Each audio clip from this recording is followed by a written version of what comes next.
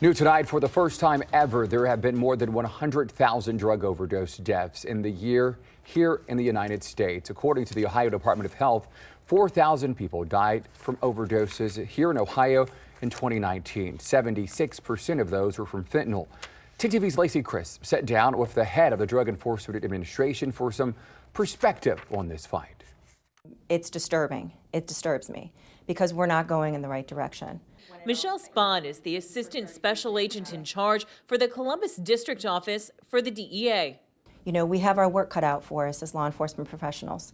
I think that there's the law enforcement component of it, and bringing these individuals to justice that flood our streets with their poison is absolutely our first priority. The Centers for Disease Control and Prevention released a study that showed more than 100,000 Americans died from drug overdoses in the 12-month period from April 2020 to April 2021, coinciding with the pandemic.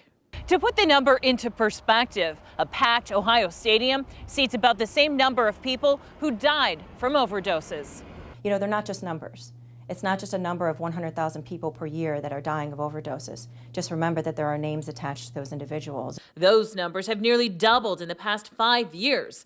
Synthetic opioids, especially fentanyl, has been the biggest problem. Spahn says the DEA is working on several educational programs and is trying to arrest as many drug dealers as possible.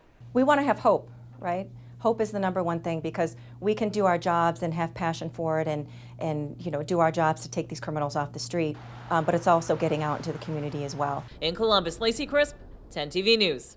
Fentanyl caused nearly 2/3 of all drug overdose deaths in the 12-month period. That is up from 49% from the year before. That is according to the CDC.